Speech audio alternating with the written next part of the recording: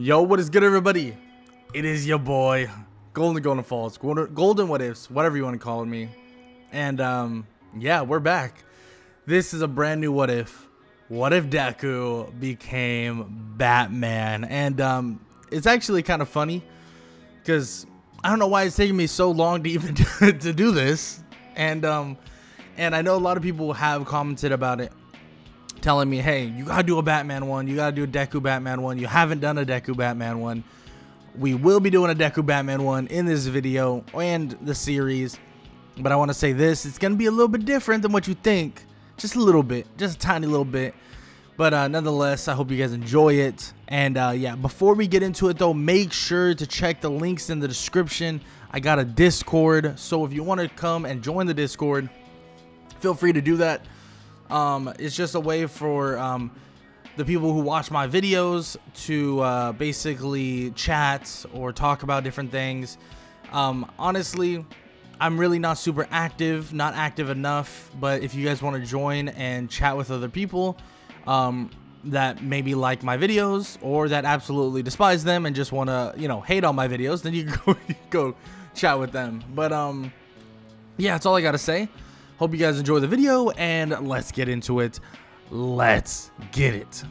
Izuku Midoriya is born into a world that is overrun by what we know as quirks.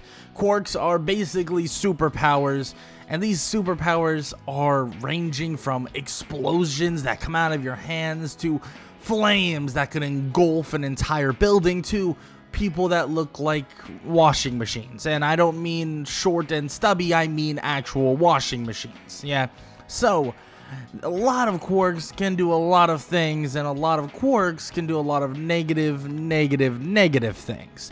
And that's just the reality of it. Some people, they got some really messed up quirks, and some people have some really good quirks. But in this world, Izuku is going to get a quirk that is interesting. A quirk that isn't something that doesn't feel like it can really be identified, but it's something that really interests him. Now, Izuku is kind of born into this world, and about 3-4 years into his life, about when he's about 4 years old, he begins to realize that he is a lot smarter than everybody else. Now, the reason why he's a lot smarter than everybody else is kind of unknown to him at this point. But when he goes to the doctor would actually say that it seems that his brain is actually developing at a rapid pace, but it's only developing at a rapid pace when he is consuming new knowledge. And it's interesting, right? It's something interesting. And the doctor says that you could even say that it's some sort of a fast learning quirk. And it allows him to learn things extremely quickly, deduce things extremely quickly, especially if he's already seen that thing happen. Let's just say, for example, Izuku sees somebody and they cross the road over and over and over again. Well, Izuku, unconsciously, of course, like, you know, not really on his own, but in his own brain, it would actually register when that guy could possibly fall, because he's seen this person move so many times and so many ways that he knows exactly how his foot pattern should be. So he knows exactly when the guy will fall. Now, Izuku will be able to use this quirk, this fast learning quirk, in various different ways. But Izuku is very intelligent, right? He begins to study different sciences, different creatures and stuff like that. But there's one thing that really catches his eye, something that really catches his eye. And it's not something like All Might or something like Endeavor or someone like some crazy hero. No. It's a bat. Izuku begins getting massively interested in bats.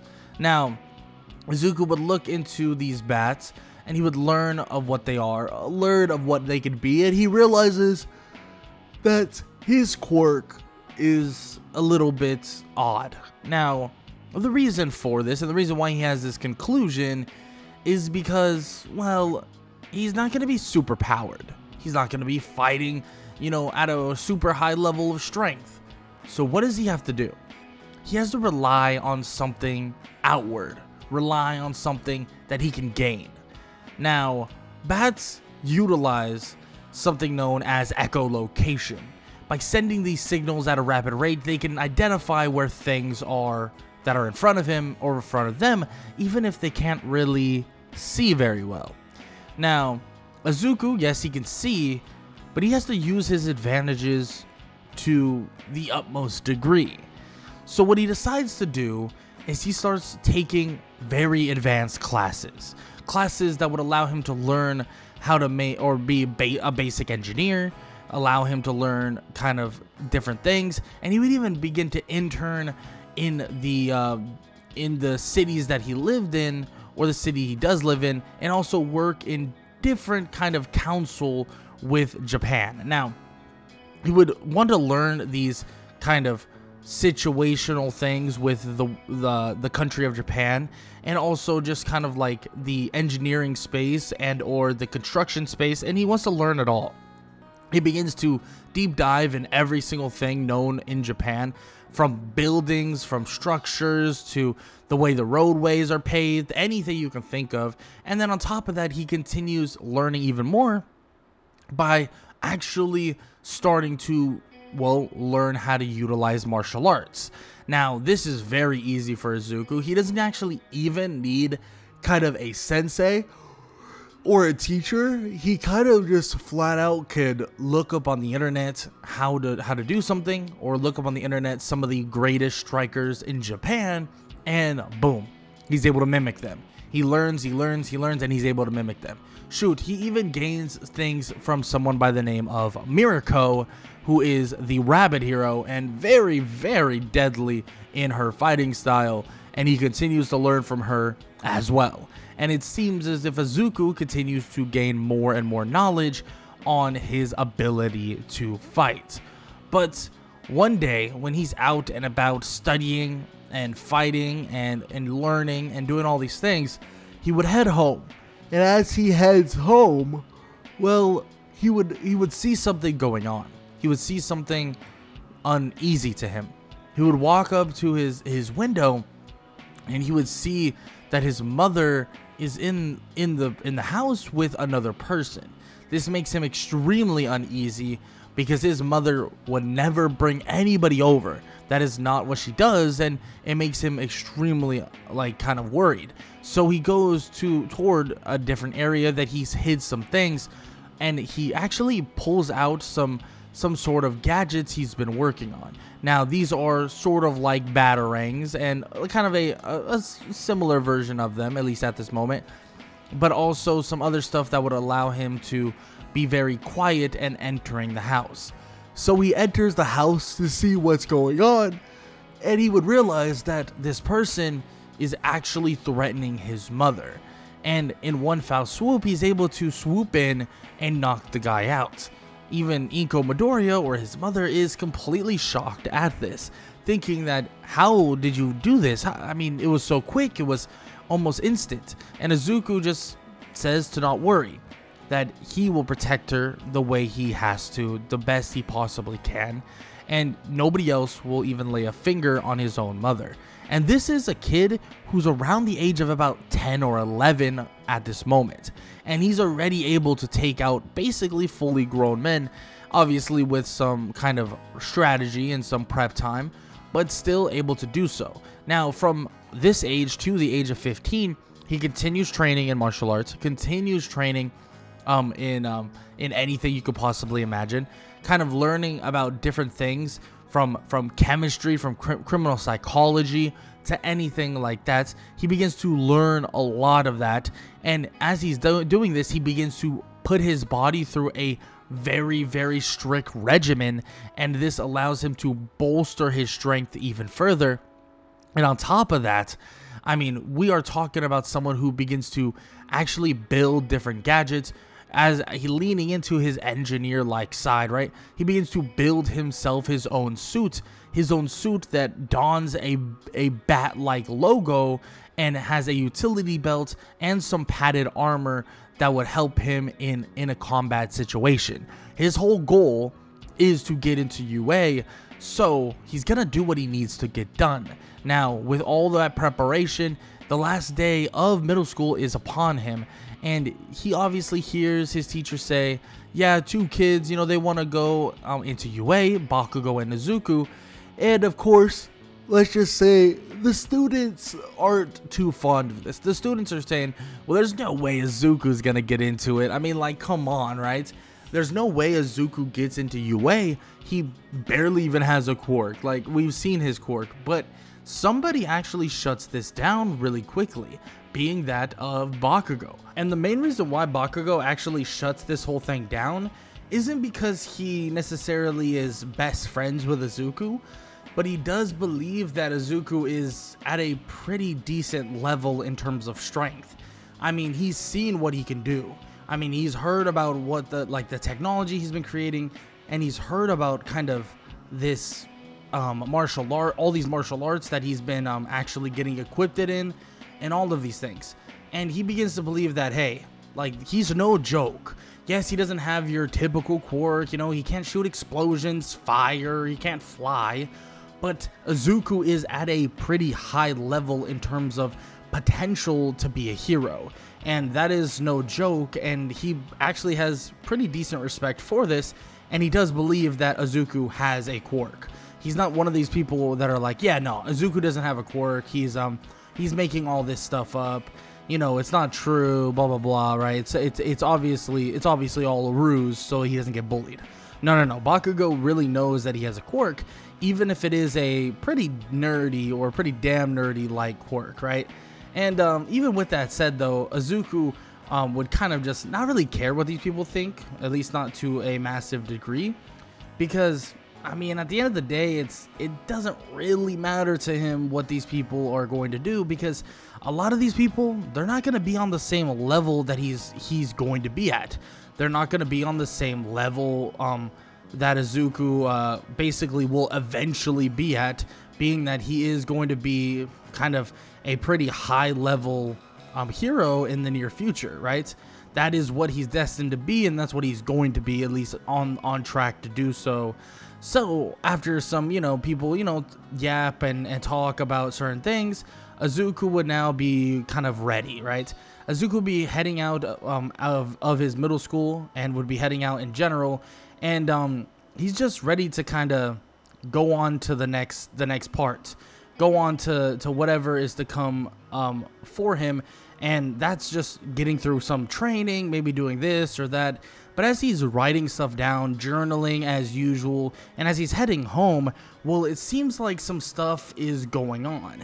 It seems as if Izuku realizes that, well, it seems that there's a villain on the loose. Now, he gets kind of like information for this, like he gets kind of these comms that he has, very like police radars and stuff like that, and he gets information from them. Like, these police radars begin to go off and basically tell him, like, hey, yeah, this person is or this villain is showing up in this area and blah blah blah, right? That's what's happening right now. And it seems as if Izuku actually hears about this and then would be confronted by it extremely quickly. Because when he's underneath everything, when he's underneath this bridge, it seems as if the manhole cover that is next to him begins to shake. And as it begins to shake, a villain would burst out the top of the manhole cover and immediately begin to seek out whoever the closest person is, being that of Izuku Midoriya. Now, the sludge villain would immediately come after Izuku, and Izuku would evade pretty simply. Now, it's not an easy task to actually beat the sludge villain here, because Izuku doesn't have powers, right? He doesn't even have all of his tech with him, but he does throw some things that slow down the sludge villain, and even kind of gets a large trash can container ready in hopes of kind of subduing the sludge villain and then kind of getting rid of him or containing him to a massive degree. But of course, like I said, it's not going to be that simple. He's not going to be able to just, you know, contain the sludge villain automatically, but he does throw a bit of like a smoke bomb in the direction of the sludge villain and is able to kind of evade him for the most part and get out of the tunnel. As he gets out of the tunnel, though, it seems as if another person would then approach, and this person, well, is All Might himself. All Might would approach pretty damn quickly And Izuku would watch as he would basically one punch this sludge villain, and he would be in complete shock and awe. He would be thinking, wow, this is crazy. The #1 hero stands in front of me, that this is on a different level of amazing. I can't believe this. In which Izuku would stand there and ask All Might for basically a autograph. As he gets the autograph and stuff like that, he would also tell All Might, like, hey, I have a question. And he would ask, hey, do you think I could be a hero even though I have a quirk that is not necessarily a strong one? Which All Might would be, you know, conflicted at what he should really say to the kid. But he asked the kid, like, well, for one, what is your quirk? Like, what do you mean it's a weak quirk, right? In which eventually Izuku would tell him exactly what his quirk is, in which he would tell Izuku that, hey, he has a quirk, and yes, his quirk might not be the most fancy, might not be the most powerful, but it's something that is going to make him unique and something that will allow him to do, hopefully, great things. And he's going to be able to basically do great things no matter what. Now, does that mean it's through being a hero? Well, he's not so sure. But after saying that, All Might's about to say something else. Maybe along the lines of working hard, or maybe the potential of him being a hero. But before he could really tell Izuku those things, he just abruptly says, hey, I gotta go. And he jumps off. This would kind of force Izuku into thinking, like, oh, does he really think that I can't be a hero? That this is ridiculous, that this isn't something that I wanted to hear. And Izuku believes that he needs to hear the end of that conversation. So what does he do? Well, immediately he would begin to grapple hook on All Might's leg, and he would drag himself up toward him. As they're jumping off and then landing on a building, well, All Might tells him to never do that ever again, that was psychotic, and that he should really just, you know, be careful. In which Izuku asks him one more time, does he really believe he can be a hero? He wants to know. He wants to know from him. He wants to know from his idol. And All Might, well, he shrinks down in size. Boom, out of nowhere. He goes from this tall man to this very short and elderly looking dude. And this would confuse Izuku, but Izuku would ask him, what's going on? I mean, seriously, is he actually All Might, or what's happening? And of course he would say, yeah, I'm All Might. But long story short, I was hurt and so on, and yeah, that's why I'm in a small version of myself, in which Izuku would kind of understand, but also kind of not understand. But All Might would then tell him that having a quirk sometimes isn't good enough. That having a quirk sometimes is just not enough to be the hero you want to be. And some are lucky and some are not. And he can't tell straight up exactly if Izuku's one or the other. But from his experience, he has a good feeling that Izuku's just not that lucky. In which Izuku, hearing this, is obviously saddened. I mean, this is something that he didn't want to hear. This is something that, well, at the end of the day, he wanted to be a hero. He wanted to be like All Might. He wanted to be a hero. He wanted to be another level of hero. He wanted to save people.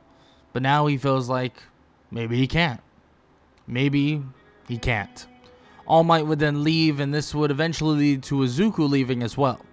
But when Izuku would leave, he would realize something. He would hear all of this screaming. He would hear all of this noise. He would hear rampant and rapid voices speaking, and he would see the sludge villain has escaped. And he would also see that someone he knows is within that sludge villain. Katsuki Bakugo. Bakugo was trapped within the sludge villain, and he realizes that this is legitimately his fault. Izuku would begin looking for any gadgets he possibly has, anything that will work. And he begins to think that maybe he has nothing in his bag right now that would actually work. But it doesn't matter. He's gonna have to try. So that's exactly what Izuku does.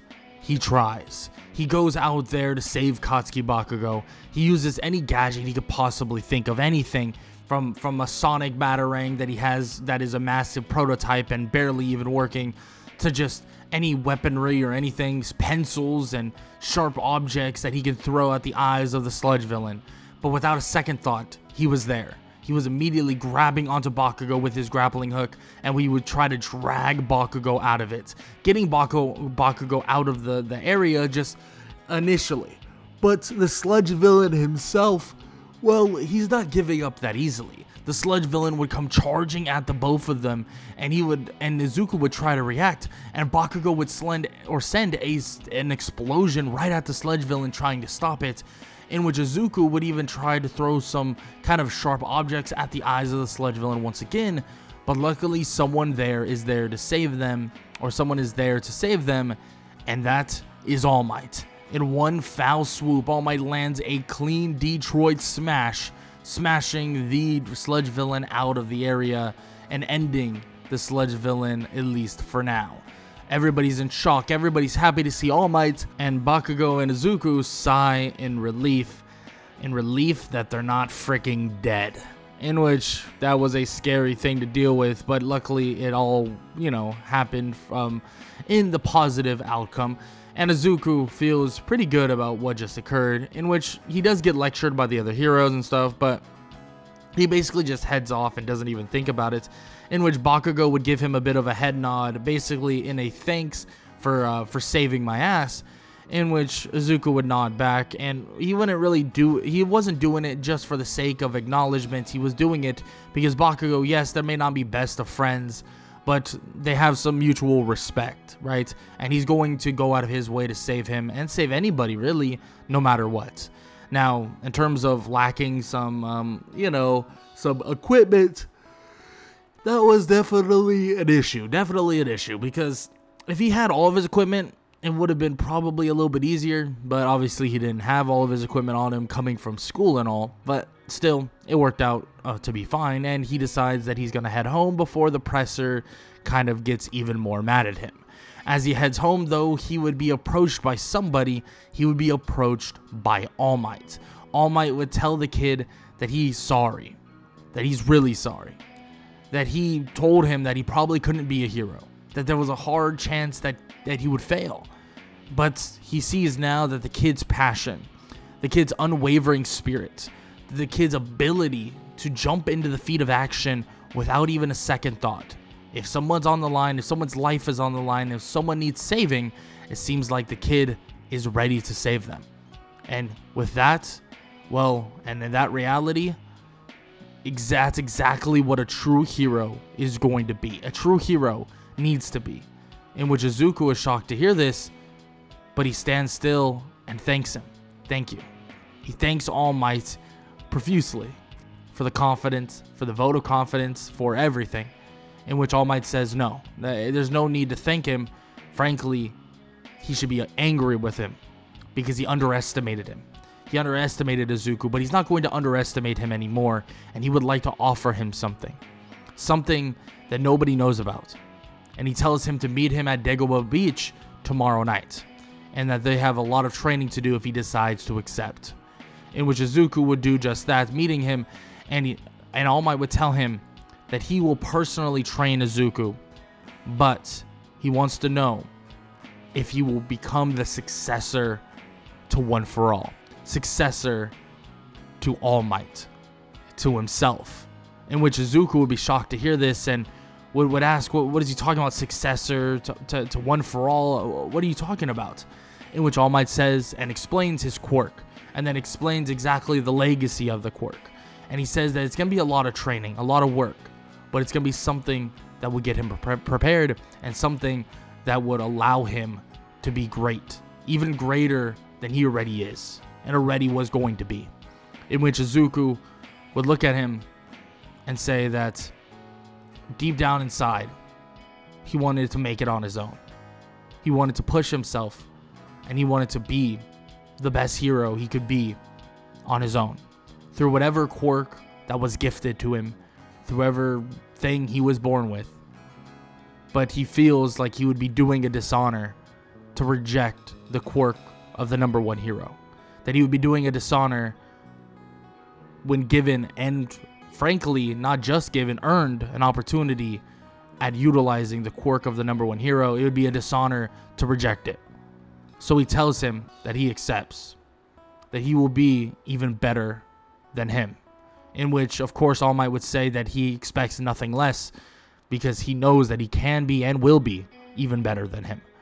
In which Izuku would begin the training, but his training, it wouldn't take long for him to be ready. If not, he's already ready to take on One For All. So he begins to actually utilize One For All so much earlier than you could possibly imagine. His martial arts skill on a completely different level than even All Might himself. And his ability to actually create suits and utilize them and also utilize gadgets with One For All is on a massively high level. After months would go by, 10 months, not just of training, but of learning One For All.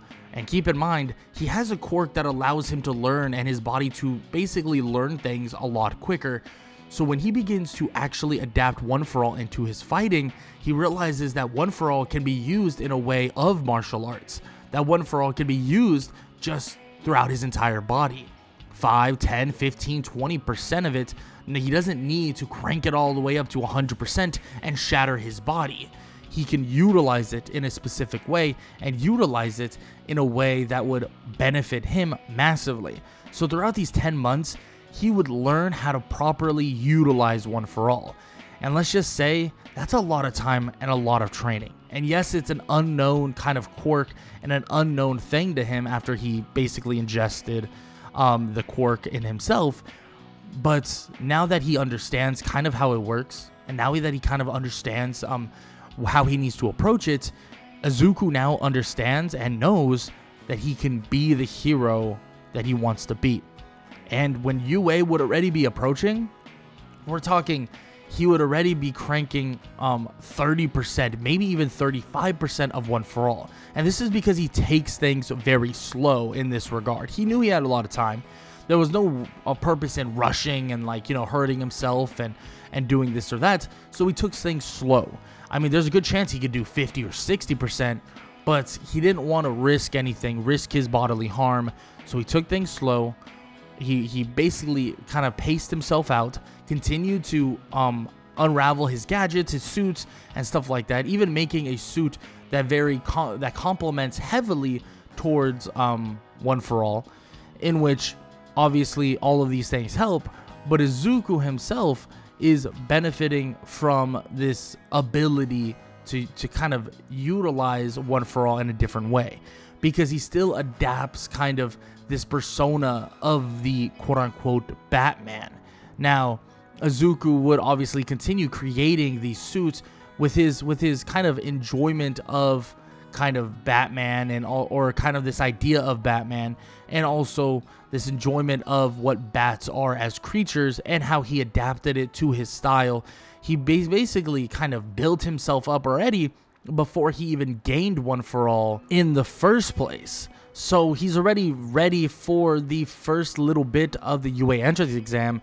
And let's just say his ability to use One For All at like 35% and his ability to utilize his suits and also his gadgets, well, he easily obliterates almost everything that is there. Dashing around, smashing into different robots, destroying them over and over and over again, and then eventually seeing that 0-point robot.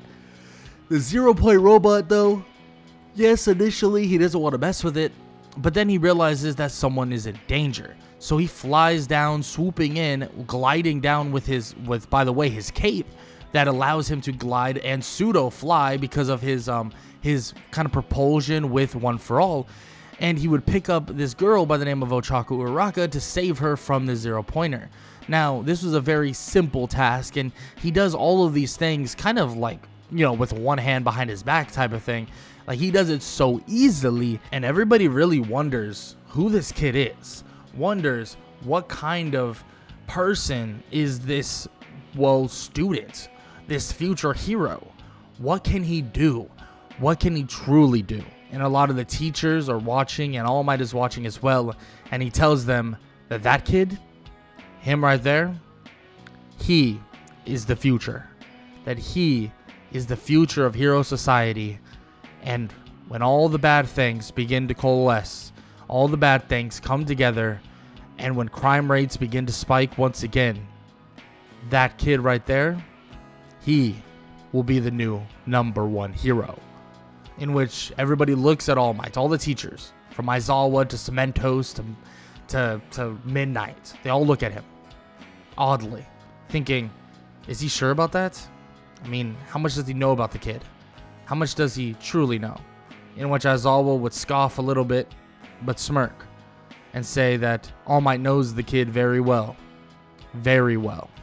Because that right there, the one that stands there, well, he must be the one that All Might's been talking about for the last few months. The kid that's a bit of a prodigy. But I'll be the one to judge that. In which Aizawa would tell All Might just that, and tell him that he's going to push this kid to whatever height you could possibly imagine.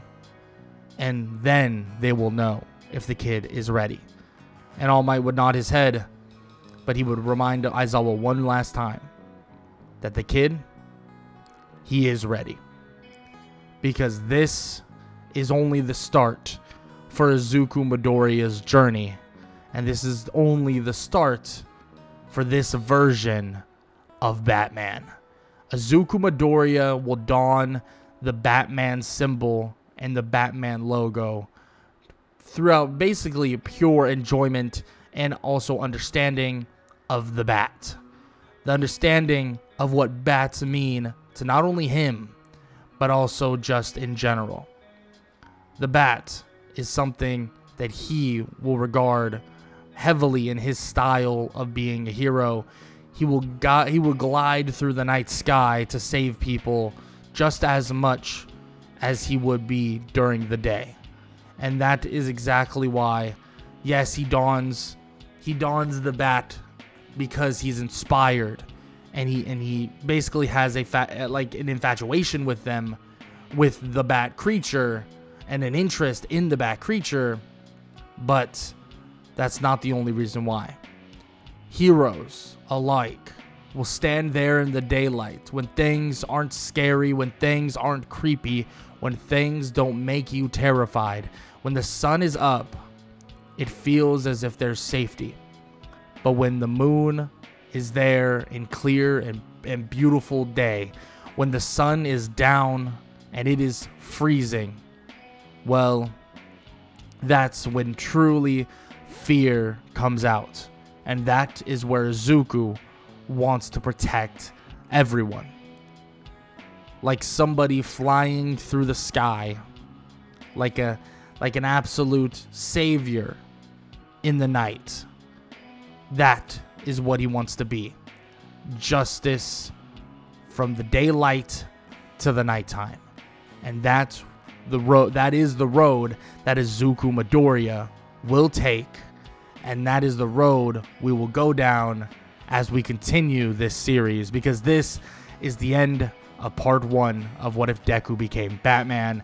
And if you enjoyed, please show some love. Leave a like, leave a sub, leave a comment down below. All that good stuff. I hope you guys enjoyed the video. And if you did, please, like I said, leave a like and leave a sub. All that good stuff. And yeah, that's all I got to say. Hope you guys enjoyed. And I hope all y'all have an amazing day. Later.